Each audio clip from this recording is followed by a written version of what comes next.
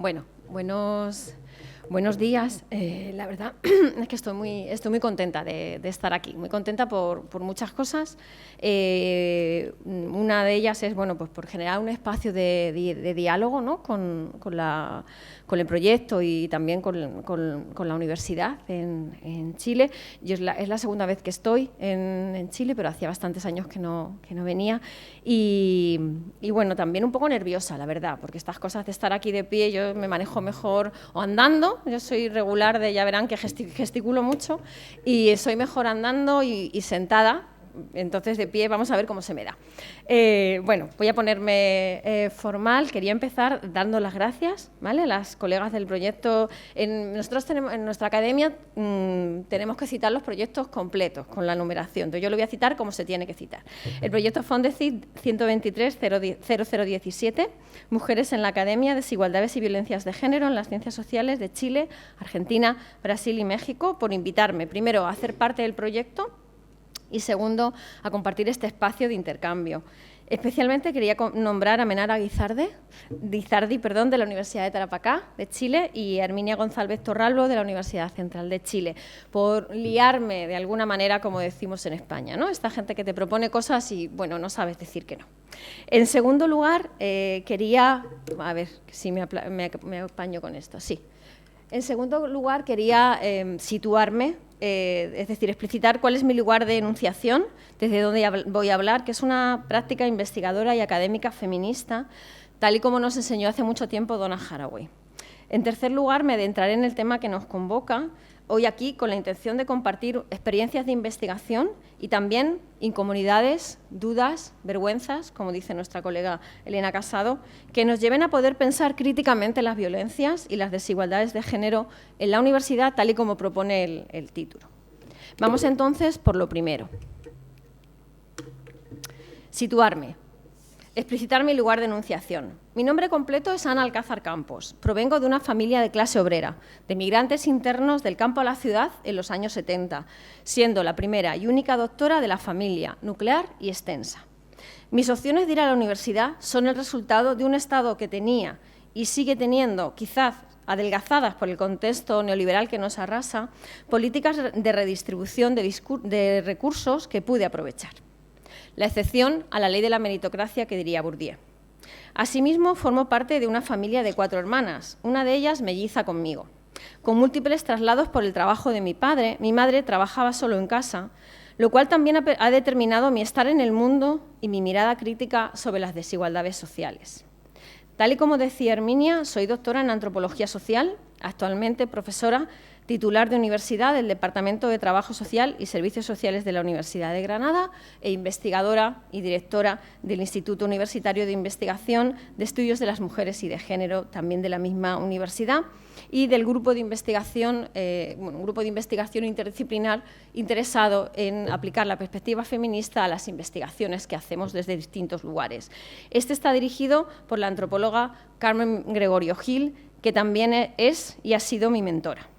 Previamente, trabajé durante casi 15 años como trabajadora social para el Estado en la Comunidad Autónoma de Andalucía, coordinando el Servicio Integral de Atención y Acogida a mujeres víctimas de violencia de género y personas dependientes que les acompañan. Hasta aquí ya todo el mundo se ha dado cuenta que nos gusta poner los nombres muy largos de las cosas. Esto ha hecho que mi acercamiento a las violencias de género esté atravesado no solo por prácticas de investigación, sino también de intervención social, con una clara orientación desde el análisis de políticas públicas. Todos estos elementos y algunos más, como una vivencia encarnada de las violencias en la academia, informan mi acercamiento a esta problemática, las violencias y las desigualdades de género en las universidades.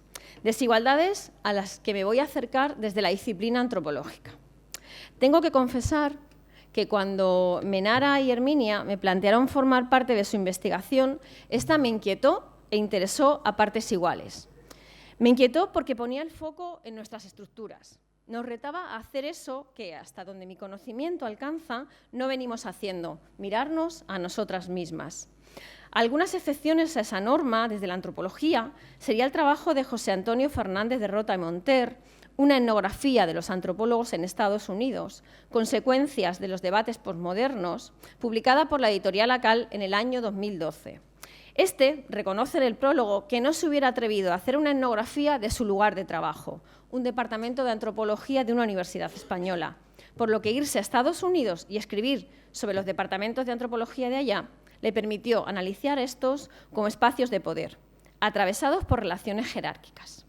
Algunas antropólogas feministas clásicas, como las recogidas en el libro coordinado por Deborah Gordon y Ruth Behar, Women Writing Culture, editado en la Universidad de California, Berkeley, en el año 1995, también se atrevieron a hablar de relaciones de poder dentro de la disciplina antropológica.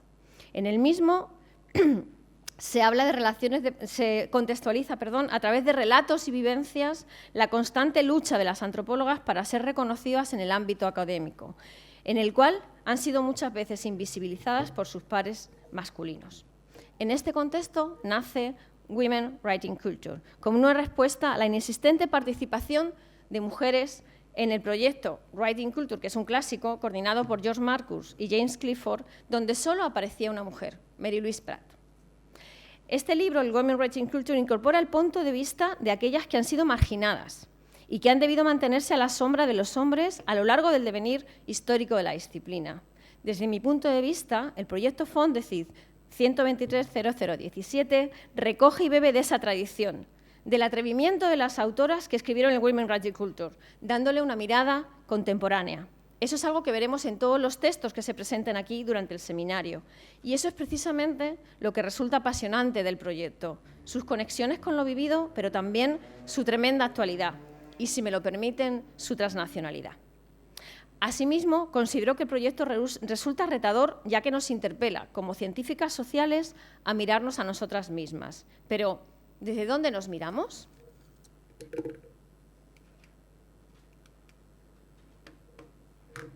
Un primer espacio sería hacerlo desde el lugar que ocupamos en nuestras investigaciones. Como decía al inicio, desde finales de los 80 e inicios de los 90 del siglo pasado, o sea, esto es nada nuevo bajo el sol, como solemos decir, las epistemólogas feministas, como Donna Haraway y Sandra Harding al frente, nos instan a visibilizar nuestro rol en las investigaciones que emprendemos, huyendo de la falsa objetividad, que, por ejemplo, Donna Haraway sustituye por subjetividad fuerte o Nancy Shepherd-Hughes llama subjetividad altamente disciplinada, queriendo enfatizar el proceso intersubjetivo de producción del conocimiento. Así, al requisito que nos ponía Clifford Geertz de estar allí, el feminismo nos interpela no solo a estar, sino a reflexionar críticamente sobre ese estar. Y es que fue desde los feminismos que se reivindicó todo lo relativo al valor de la propia experiencia en la construcción del conocimiento. En el contexto del Estado español, una voz relevante en este campo sería la antropóloga Carmen Gregorio Gil, quien tiene una amplia producción desde la etnografía feminista, visibilizando la alianza entre los movimientos feministas y la antropología social. Algo que data de los años 70. Como digo, esto a veces cuando lo contamos parece que estamos hablando de cosas muy modernas o como recientes y realmente es algo que cuenta con una genealogía importante y nos parece también relevante traerlo aquí. En palabras de la autora de Carmen Gregorio, han pasado 5 décadas en las que esta corriente, se refiere al feminismo, no solo has of age, como diría Di Leonardo, sino que ha sido reconocida como una de las más fructíferas en su aportación a diferentes debates epistemológicos y teórico-políticos. La alianza de la antropología con el feminismo en su creciente amplitud, heterogeneidad y complejidad de propuestas emancipadoras nos demanda permanentemente plantearnos nuevos interrogantes y desafíos teóricos y epistemológicos. Desafíos que tienen que ver, entre otras cuestiones, con quiénes somos en el trabajo de campo, qué relaciones construimos, cómo son nuestros procesos de devolución con las personas con las que trabajamos y a la sociedad en su conjunto, pero también qué vulnerabilidades enfrentamos, y eso me lleva al segundo espacio desde el cual mirarnos. El trabajo de campo. Un segundo espacio que está relacionado con quiénes somos cuando investigamos, específicamente en el trabajo de campo. En esta ocasión, si la relacionamos con las violencias, emerge rápidamente el concepto de la observadora vulnerable, del que nos habla Ruth Behar, queriendo significar que nuestro trabajo siempre habla del poder de incluirse a uno o una misma en la historia, aportando un significado más profundo a la relación entre escritor, sujeto y lector. En un movimiento revolucionario para su época, este libro data de principios de los 90, el observador vulnerable propuso una nueva teoría y práctica para la antropología, propuesta que defiende la necesidad de superar la distancia observado-observador, cuestionando la objetividad. Entretejiendo etnografía y recuerdos, Béjar anima a sus lectores y lectoras, fundamentalmente etnógrafas y etnógrafos, a hablar y escribir sobre sus experiencias, a ser tan abiertos como las personas con las que hacemos trabajo de campo son con nosotras. Lo hace, y cito, con la esperanza de que ese trabajo nos conduzca hacia una mayor profundidad de comprensión y sentimiento, no solo en antropología, sino en todos los esfuerzos por documentar la vulnerabilidad compartida de observadores y observados. Fin de la cita. Para Béjar, ella escribe muy bien, es muy literaria en las cosas que trae, yo creo que es muy evocador también los relatos que ella hace. Para Béjar, la pérdida, el duelo, el anhelo de memoria, el deseo de entrar en el mundo que te rodea y no tener ni idea de cómo hacerlo, el miedo a observar con demasiada frialdad, con demasiada distracción o con demasiado desaliño, la rabia de la cobardía, la perspicacia que siempre llega tarde, como una retrospectiva desafiante, la sensación de la absoluta inutilidad de escribir algo y, sin embargo, el deseo ardiente de escribir algo. Son los puntos de parada en el camino. Al final del viaje, si se tiene suerte, se vislumbra un faro y se agradece. La vida, después de todo, es abundante. Una reflexión de la propia Béjar sobre lo que es ser antropólogo para ella ilustra lo que quiere decir cuando hablamos de vulnerabilidad. Una antropóloga que ha llegado a conocer a los demás conociéndose a sí misma y que ha llegado a conocerse a sí misma conociendo a los demás. Debe saber que mi mayor vulnerabilidad, mi talón de Aquiles, que siempre pensé que era un problema para convertirme en antropóloga, es que no sé leer un mapa. Soy el tipo de persona que se pierde dando vueltas en la esquina. Creo que pasé la escuela porque dejaron de enseñar geografía en las universidades americanas. De forma más dramática, y ya relacionándolo directamente, antes que diga esta mujer de qué está hablando, que está yéndose por otro lado que no corresponde, ya más directamente con la temática, las violencias en el trabajo de campo, nos encontramos con el relato de la antropóloga Eva Moreno, que es un seudónimo. Ella habla sobre una agresión sexual que sufrió mientras investigaba, en un libro editado por Don Kulit y Margaret Wilson que se llama Tabú. Es un seudónimo que se ve obligada a usar porque la editorial Routledge cuestiona si solo con usar un seudónimo para su agresor es suficiente para protegerlo, a pesar de que los hechos sucedieron hace 20 años en Etiopía, siendo ella sueca. Tal y como ella nos dice, por lo tanto, no utilizo un seudónimo para proteger mi identidad, sino para proteger la identidad del violador. Y espero que a nadie se le escape la gran ironía que esto supone. Moreno reflexiona acerca de cómo, en una situación de campo, el mero hecho de ser una antropóloga soltera, haciendo sus cosas, puede suponer una provocación intolerable para algunos individuos. Sabiendo que las mujeres que trabajan sobre el terreno se enfrentan a este tipo de riesgos, resulta sorprendente que la literatura antropológica carezca prácticamente de referencias a la violencia sexual, y yo añado a las violencias de las antropólogas en el trabajo de campo. Asimismo, nos recuerda la responsabilidad de nuestros contextos de trabajo, las universidades, al no reconocer la especificidad de género que nos atraviesa. Tomamos las palabras del compañero de Copelí. Y la UCEN seguro que no lo hace, las nuestras tenemos más dificultades. Se espera que investiguemos, escribamos y enseñemos como si el género no importara. Algo que ella lo vincula con la antropología específicamente, pero que desde mi punto de vista puede ser aplicado a cualquier ciencia social. Según ella, esta ficción, es decir, la ficción de ser sujetos que no tenemos género, es parte integrante de la vida académica y puede mantenerse porque solo pasamos una parte de nuestras vidas en la universidad. Dejamos el mundo supuestamente libre de género de la universidad al final del día para salir y asumir una multitud de roles de género. Para las antropólogas, una de las consecuencias de la vida ficticiamente libre de género que llevamos en la universidad es que si planteamos cuestiones que nos son específicas como mujeres en el contexto académico, corremos el riesgo de dañar nuestras identidades como antropólogas. Esto se debe, por supuesto, a que el arquetipo de antropólogo es un hombre. Parte de la agenda oculta de las antropólogas es, por tanto, evitar llamar la atención sobre nosotras mismas, como mujeres, cuando establecemos nuestras identidades profesionales. Después de todo, ¿Quién quiere ser una mujer antropóloga cuando puede ser una antropóloga de verdad? En cuanto al peligro de la violencia sexual, puede formar parte de la vida cotidiana de una mujer, pero no se considera relevante para la parte profesional de nosotras mismas, la parte antropóloga. Los antropólogos no son violados ni acosados, las mujeres sí.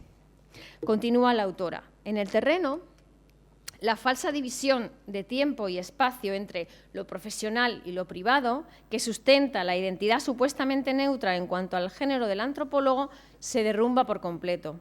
Sobre el terreno no es posible mantener la ficción de un yo sin género.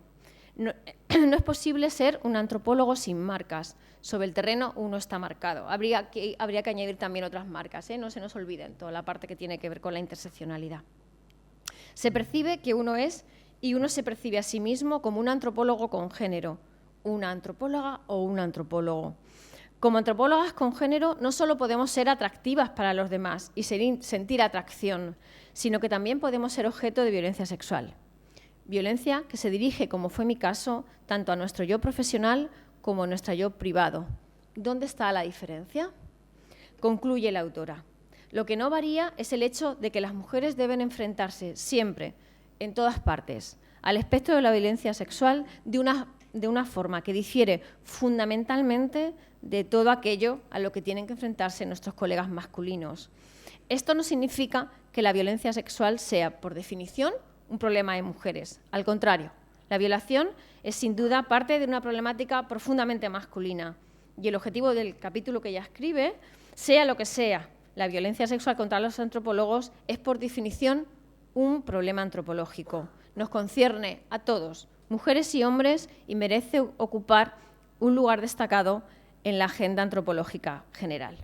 De esta forma nos enfrenta con la invisibilización, también se nombraba aquí, de la construcción generalizada del investigador o la investigadora y cómo esa construcción en interacción con otros marcadores de desigualdad, como pueden ser la raza, entendida como proceso de racialización, o la clase social, nos sitúan en el campo. Campo en el que en tanto que observadoras vulnerables, parafraseando a Béjar, podemos sufrir determinadas violencias. Y esto nos lleva al último lugar que yo identifico, sin ánimo de exhaustividad, y desde el cual mirarnos, las universidades. En este me detendré un poquito más, puesto que compete a la temática del proyecto y a la temática del seminario. Vale. Esto nos lleva a mirar nuestros espacios de trabajo como lugares atravesados por relaciones de poder, donde interseccionan diferentes ejes de desigualdad, siendo uno de ellos el género. Es decir, cómo vivimos y habitamos estos espacios en tanto que mujeres u otras diversidades sexuales minorizadas. Creo que hoy en día no escandaliza a nadie, o puede que sí, si decimos que las universidades, pero también el campo académico, en el sentido en el que lo usa Bourdieu, son espacios neoliberales muy jerárquicos. Neoliberalismo del que a veces las ciencias sociales y también los estudios de género pretendemos escapar, aspecto que es criticado por Thomas White, dado que, y cito, sobreestimamos nuestra propia autonomía y subestimamos la capacidad de nuestras universidades para incorporar la crítica social al proyecto neoliberal, denunciando cómo la universidad surgió justamente como otra institución donde la lucha de clases es mediada, contenida y transformada, además de tener una función más inmediata en la producción y reproducción de la hegemonía dominante. Esto señala inmediatamente a la universidad como un lugar aparentemente contradictorio, una fuente de radicalismo, disidencia, crítica, pero al mismo tiempo una fuente de mantenimiento de la dominación capitalista. De esta forma, la lucha contrahegemónica que tiene lugar dentro de la universidad solo va a tener un impacto muy limitado en el poder hegemónico. Es decir, para la supervivencia del espacio crítico en la universidad es cada vez más importante que los investigadores se vinculen orgánicamente a la lucha contrahegemónica fuera de la universidad, a las organizaciones de trabajadores, a los movimientos políticos y sociales, a los grupos de presión, a organizaciones comunitarias, las que se nos ocurran. Para los académicos, está en masculino, pues es una traducción del inglés y no hacen tanto como... Para los académicos y las académicas, este trabajo comienza, por supuesto, dentro de la universidad, pero no puede detenerse a las puertas del campus. Nuestro deber es imaginar y luchar por ello. ¿Cómo podrían ser las cosas de otra manera? Pero esta imaginación no puede basarse en experiencias dentro de la universidad.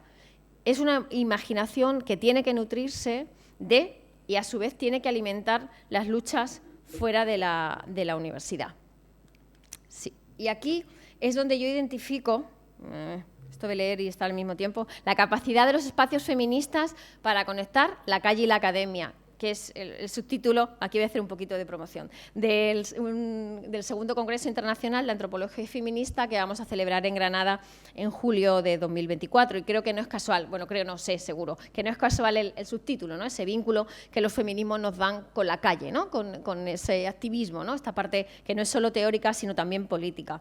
Estos espacios podrían ser espacios de fuga, tal y como plantea Carmen Gregorio, al acercarse al rol de la antropología feminista en Andalucía a través de la celebración de simposios de antropología feminista en la década de los 80 y de los 90 del siglo XX.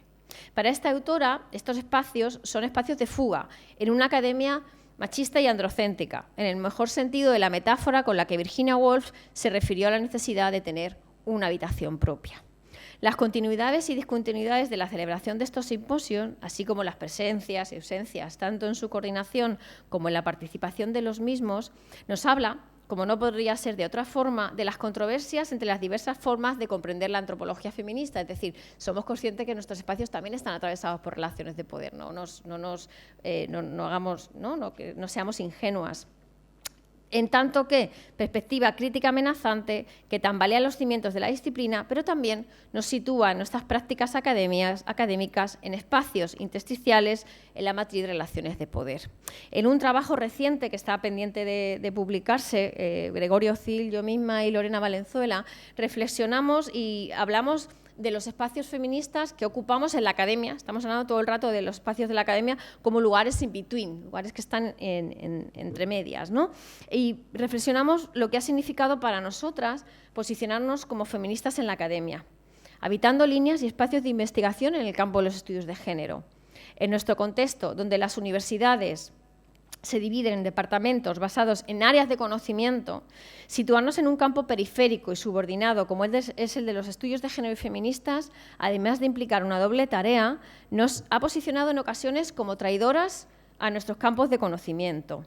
En el trabajo que hemos elaborado pretendemos ir más allá de los análisis que demuestran el lugar subordinado que ocupamos las mujeres en la universidad para explorar cómo los espacios feministas en la universidad también han sido lugares de escape de las jerarquías que vertebran los departamentos y lugares para tomar oxígeno, al posibilitar el diálogo entre saberes y disciplinas desde nuestra perspectiva etnográfica. Es decir, cuando nos miramos a nosotras mismas, teniendo en cuenta el lugar que ocupamos en la academia, debemos hacerlo de forma contradictoria, no solo visibilizando las dificultades que enfrentamos, sino también las estrategias que nos permiten navegar el sistema cuestionando las jerarquías que lo atraviesan. Jerarquías sobre las que, sin embargo, es necesario seguir reflexionando, dado que estas no funcionan de la misma manera para todas las personas en las universidades. Esto lo hemos hecho con un alcance menor, por supuesto, al que propone el Fondecid, en una investigación que recién terminamos, que tenía parte de financiación europea de los fondos FEDER, que se llamó Videgra, violencias de género en un contexto de cambios, retos y desafíos para un análisis desde la perspectiva de género. En esta investigación nos interesaba reflexionar acerca de las violencias de género en plural, visibilizando relatos que se alejan de la construcción estereotipada de la víctima de violencia de género, que en nuestro contexto, debido al desarrollo y cómo la problemática de violencia de género ha pasado a la agenda pública, está muy condicionado por aquella que se ve en la que se produce en una relación heterosexual de pareja entre un hombre y una mujer. Es decir, sería como, eso es el arquetipo de víctima que se construye en el contexto del Estado español. Entonces queríamos un poco alejarnos y ver qué otros relatos aparecen. Es por esto que uno de los espacios de análisis que elegimos fue la universidad. Es decir, elegimos mirarnos a nosotras mismas. Este acercamiento lo decimos desde una idea de trabajo específica, y aparecen los nombres de las compañeras, y los planteamientos que traigo aquí están basados en su trabajo y forman parte de una propuesta de artículo firmada por Lola Martínez Pozo y Marta Candellas Luna, pendiente de evaluación. En el mismo reflexionan críticamente acerca de los instrumentos con los que cuenta la Universidad de Granada para dar respuesta a las situaciones de acoso mediante el análisis de documentos de política pública, protocolos, normativas y también entrevistas a las personas responsables de elaborar y de implementar los instrumentos y también al alumnado. Por ejemplo, entrevistamos a todo el personal de la Unidad de Igualdad y Conciliación, a movimientos estudiantiles como Estudiantes en Movimiento Granada o la Asamblea Feminista de Granada y una red estatal que se configuró un poco siguiendo la estela del movimiento del Me Too, que se llama Me Too Universidad. Antes sería necesario puntualizar que en el Estado español gran parte de las situaciones de violencia en los ámbitos universitarios continúan pasando desapercibidas, como nos dice Cagliero y Biglia. Invisibilidad que se refleja en los escasos estudios realizados sobre dicha problemática y también sobre la eficacia de las políticas para darle respuesta. Es decir, nos interesa no solo qué pasa, sino qué tipo de respuestas se están dando y si realmente estas están funcionando o no, que sería como la parte que tenemos que continuar. Estas políticas se generalizan en las universidades como consecuencia de la aprobación de la Ley Orgánica 4/2007, que modifica la Ley de Universidades. Y además, pero sobre todo a partir de la aprobación de otra ley orgánica 3/2007 para la igualdad efectiva entre hombres y mujeres, que obliga a las universidades a aprobar planes de igualdad de oportunidades y protocolos de acoso. Es decir, es obligatorio que las universidades desarrollen esas medidas. Evidentemente, no todas lo han hecho al mismo ritmo, ¿no? Es decir, unas empezaron antes, otras empezaron después, ha habido como un proceso, pero es obligatorio. Y claro, esos dos elementos son los instrumentos fundamentales de política pública que tienen las universidades dirigidas a la igualdad de género. Con lo cual, el tema del acoso ocupa un espacio muy importante. Claro, ocupa un espacio importante por varias cosas. Entre otras, porque, y eso yo creo que ha pasado también en todos los países, aquí también pasó con el Mayo Feminista, lo estoy nombrando bien, ¿no? Si alguien ve que digo algo que no está bien, me lo puede corregir sin problema. Y es la movilización que además se ha dado a nivel mundial de las mujeres en la calle diciendo, no, somos feministas, ¿qué pasa? Queremos cosas. Claro, también se dio en el contexto de la universidad.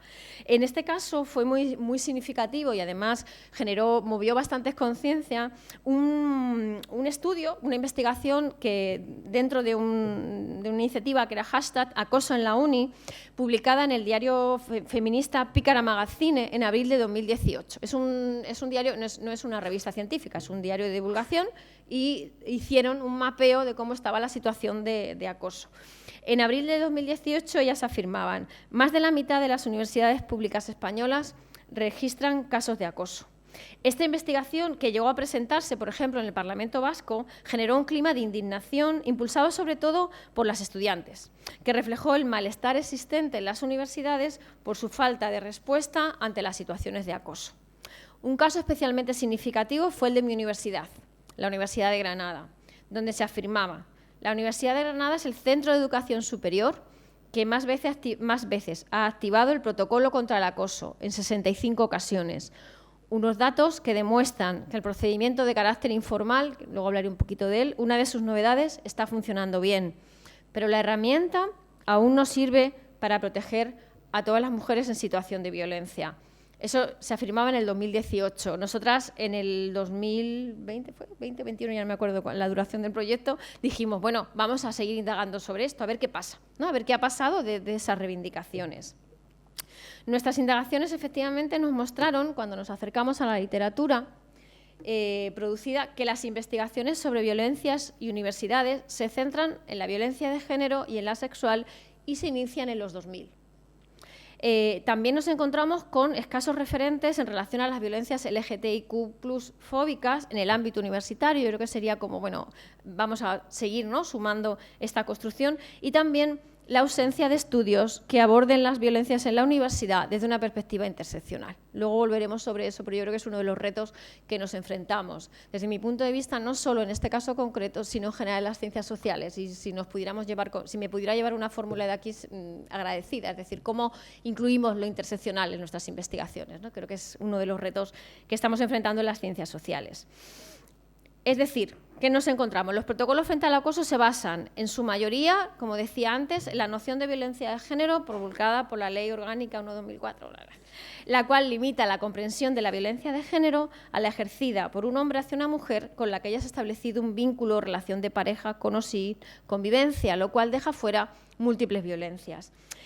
Por ello, las reivindicaciones feministas continúan planteando la necesidad de reconceptualizar la violencia de género para que puedan ser incorporadas y reconocidas sus múltiples expresiones. Por ejemplo, un avance a nivel estatal es la aprobación de la Estrategia Nacional contra las Violencias Machistas, que tiene la duración de 2022-2025, y ahí ya el Gobierno central sí retoma estas reivindicaciones y de alguna forma en esa estrategia ya incluye otras violencias que vayan más allá. Lo que pasa es que no las puede nombrar en el título como violencia de género, porque violencia de género es lo que dice la Ley 1/2004. Entonces, lo que hay que hacer ahora es modificar la Ley 1/2004.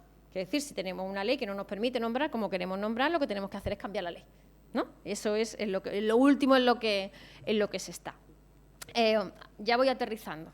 Acercándonos ya al caso concreto de la Universidad de Granada, vemos como el protocolo para la prevención y respuesta ante el acoso, que se aprobó en 2016 y que actualmente estamos reformulando, yo estoy en uno de los equipos de trabajo que lo está haciendo, cuenta con un doble objetivo. Por un lado, prevenir las situaciones de acoso y, por el otro, afrontarlas de manera efectiva mediante un procedimiento interno de actuación.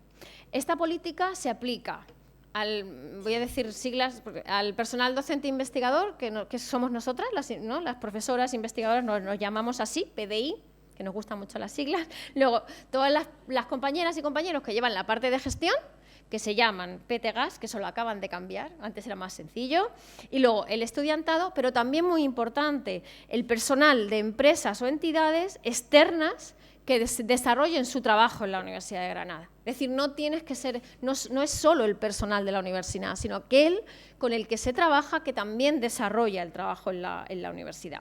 Y del acercamiento que hemos hecho nosotras a partir de la investigación, traigo varios resultados. Por un lado, para poder generar un debate, ¿sí? Por un lado, las violencias reconocidas y reguladas. En cómo se conceptualiza el acoso, en este protocolo se parte de un concepto general y en función de la posición jerarquizada de poder de la persona que lo ejerce se distingue entre acoso descendente, horizontal o ascendente. Asimismo, recoge las principales formas de acoso. Esto está desordenado, pero lo voy a encontrar. El acoso laboral, que sería, no lo veo, aquel que es hostigamiento en el lugar de trabajo. El acoso sexual, que estaba antes. Ahí, un comportamiento verbal o físico de naturaleza sexual. El acoso por razón de sexo, que está al lado, que tiene que ver con un acoso por quién tú eres, ¿no? Con el sexo, que por ejemplo incluye comentarios despectivos acerca de las mujeres o acerca de otras identidades sexuales minorizadas. El acoso psicológico o moral, que es violencia psicológica intensa de forma reiterada desde una posición de poder.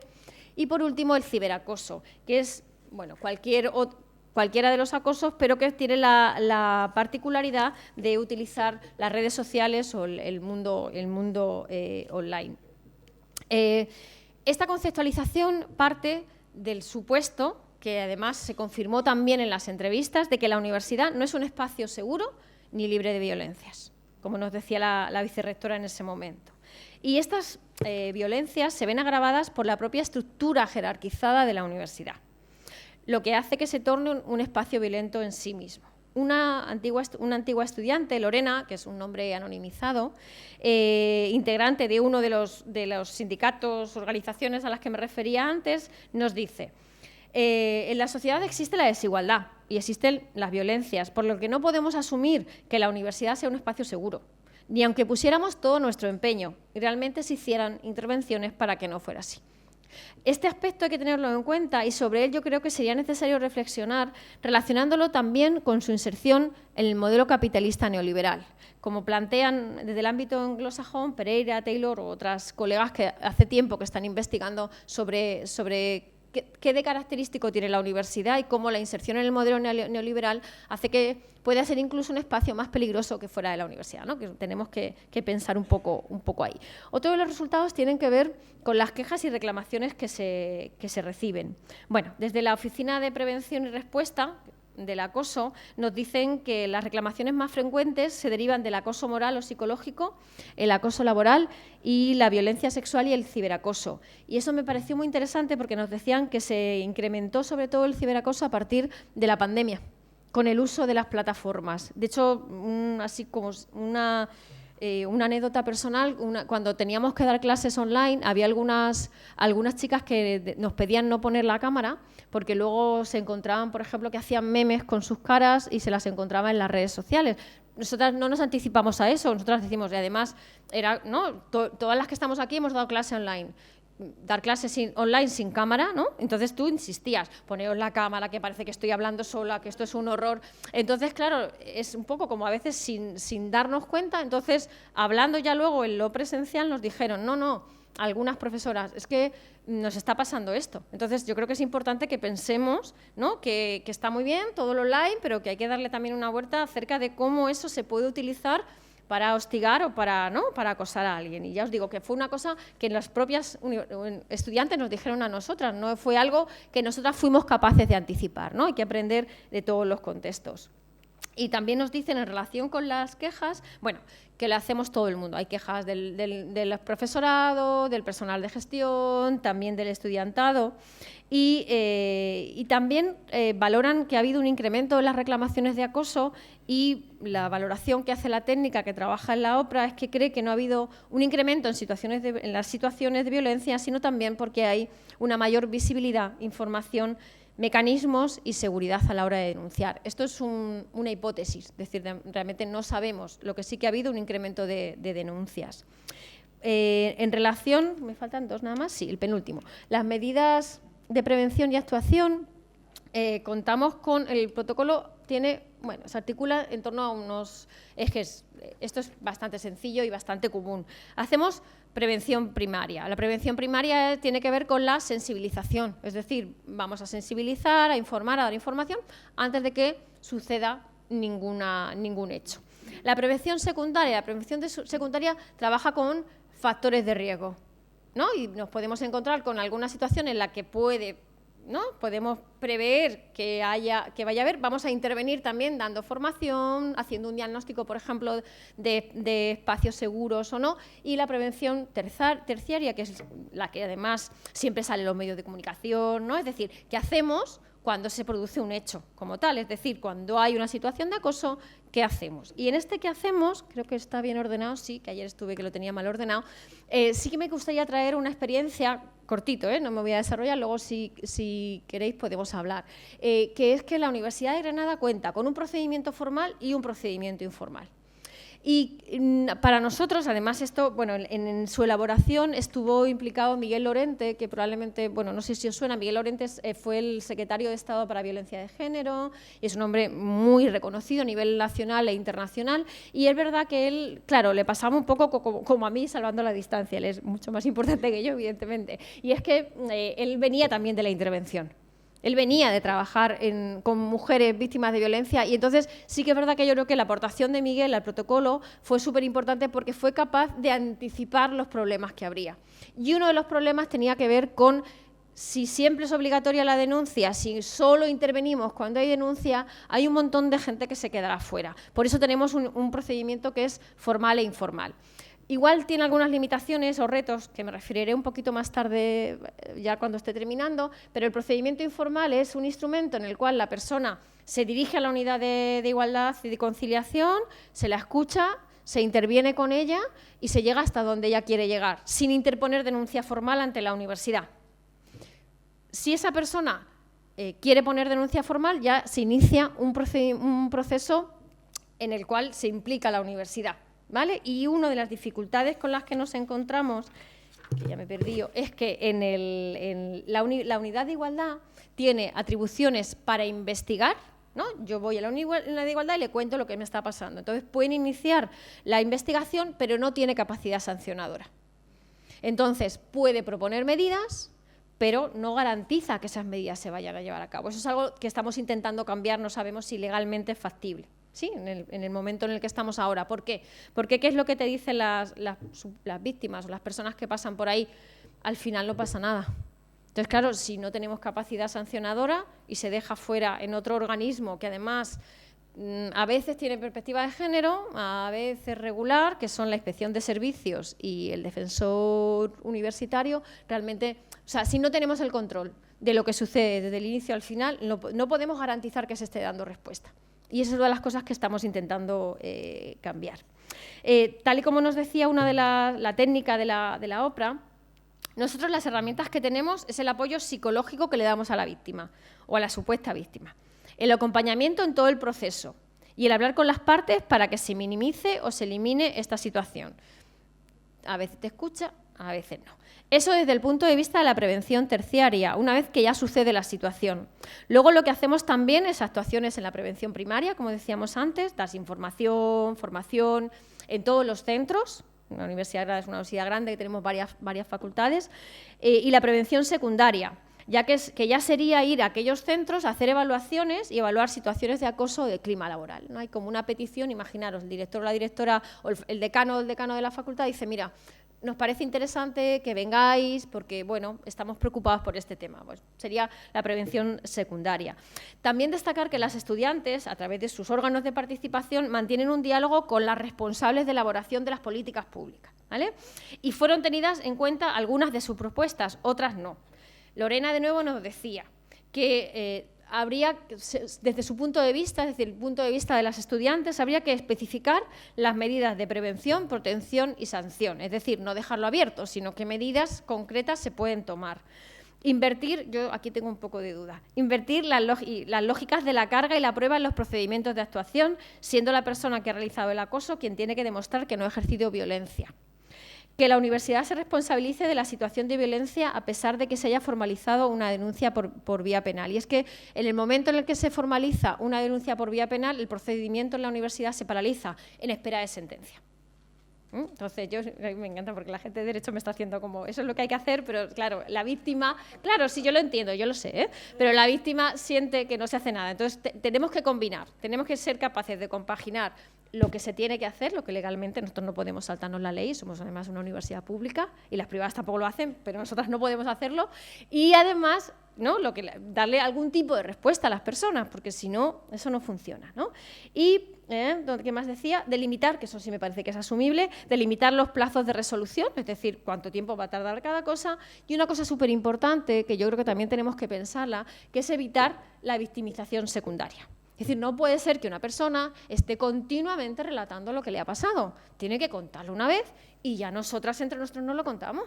Pero esto que parece como muy sencillo, a veces cuesta mucho trabajo de verlo. Entonces, ¿no? De hecho, por ejemplo, ahora en la modificación del protocolo estamos hablando de una cosa que se llama ventanilla única, que muchas administraciones lo tienen, que es un único espacio al que tú llegas y lo cuentas una vez.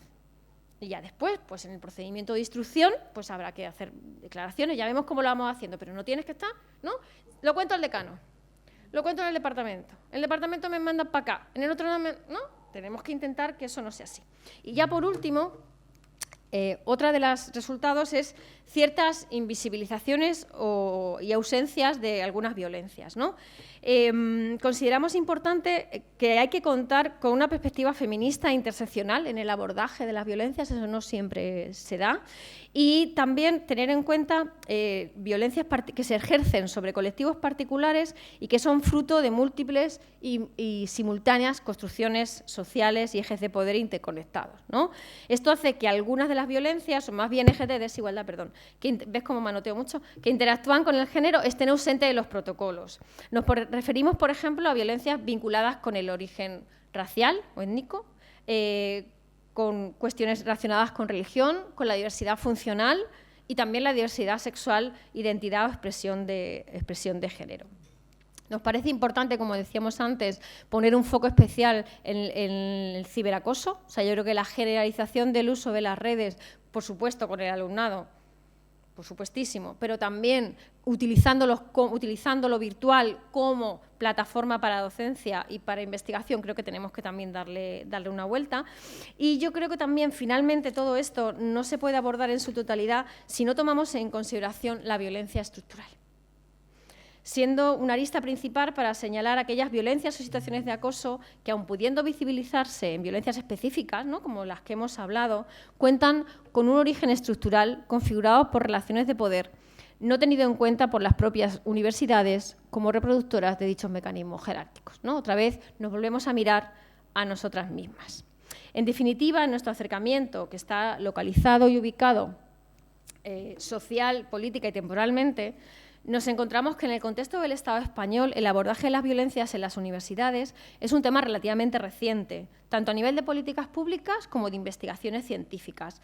Esto hace que se nutra de conceptualizaciones ya existentes de lo que se entiende por violencia de género, que en nuestro caso está marcado, como decía antes, por la definición dada por la Ley 1/2004, así como de las medidas que funcionan para esta como una clara deriva hacia lo punitivo a través de la denuncia.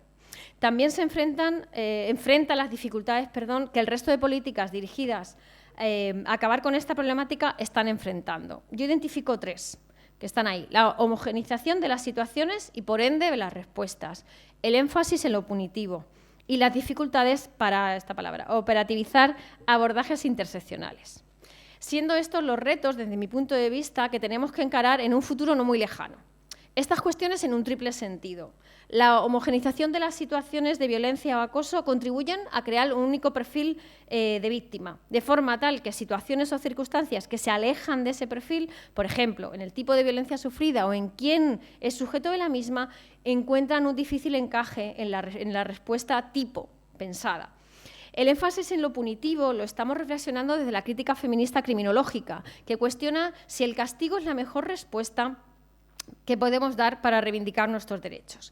Esta cuestión está ampliamente investigada en el ámbito de las prisiones, sobre todo en el contexto estadounidense, pero también tiene un reciente y fructífero desarrollo en Argentina o Colombia, y nos obliga a repensar las respuestas que damos a los problemas sociales y específicamente de los feminismos, en qué medida nuestras demandas son cooptadas de forma selectiva por los Estados. Es decir, por ejemplo, ¿por qué se hace hincapié en el castigo y no tanto en la prevención? Por último, las dificultades de operativizar la interseccionalidad nos plantean el reto de realmente reconocer que las violencias son interseccionales y estructurales, por lo que solo con un cambio de estructura, en este caso de las universidades, realmente estaremos dando respuesta y evitando la repetición de estas conductas. Para ir terminando y hacer un pequeño resumen de lo que hemos estado viendo, en esta ponencia me ha interesado acercarme a una pregunta que me pareció muy sugerente cuando Herminia y Menara me la hicieron. ¿Qué pasa cuando las científicas sociales nos miramos a nosotras mismas? Esto me ha llevado por distintos caminos, espero que convergentes entre ellos. El primero implicó situarme en el texto, ejercicio feminista que vi hacer a la feminista descolonial Karina Ochoa y que me parece un acto de honestidad necesario. Nacer mujer en el seno de una familia de clase obrera, trabajadora, me ha llevado no solo a cuestionar desigualdades sociales vividas de forma encarnada, sino a sentir que hay determinados espacios, como el de la universidad, que ocupo de forma ilegítima, es decir, probando todo el rato mi pertenencia.